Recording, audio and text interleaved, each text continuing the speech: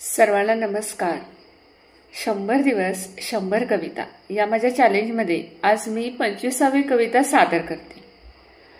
खरं तर ह्या सर्व कविता मी खूप वर्ष आधी लिहिलेल्या आहेत आणि या चॅलेंजच्या निमित्ताने त्या सगळ्या अशा शोधून मी सादर करते। ज्या ज्या ठिकाणी आहेत तिथे ॲपवरती लिहिलेल्या आहेत किंवा वेगवेगळ्या ठिकाणी लिखित स्वरूपामध्ये आहेत।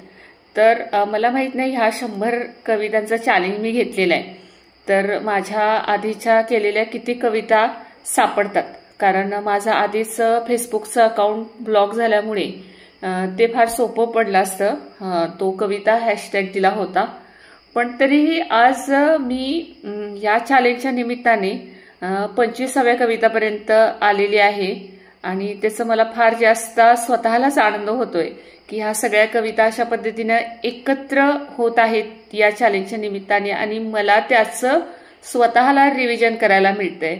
तर जसं मी त्या काळी लिहिलं होतं, आता ही जी मी आज कविता लिहिते ती 9/9/2021ला लिहिली होती, म्हणजे त्या कवितेच्या खाली तारीख टाकलेली आहे। तर मग ज्या वेळेला मी त्या कविता जशा सुचल्या तशा त्या वेळेला फेसबुकवरती शेअर केल्या होत्या। तर ह्या अशा सगळ्या कविता या चॅलेंजच्या निमित्ताने एकत्र होत आहेत, हेही मला या निमित्ताने तुम्हाला सांगायचं आहे। तर माझ्या आजच्या कवितेचं नाव आहे मागे वळून पाहता। मागे वळून पाहता वाटा पुसट जाहल्या, भवतालच्या दिशांचे मज भानही नाही। या वैशाख वणव्याचा मज सोसही निरंतर, सुखचैन हा शब्द मज साहवतही नाही। किती आठवांचे पक्षी कधी क्वचितच थबकले, पंख मिळता उडाले मी थांबवतही नाही।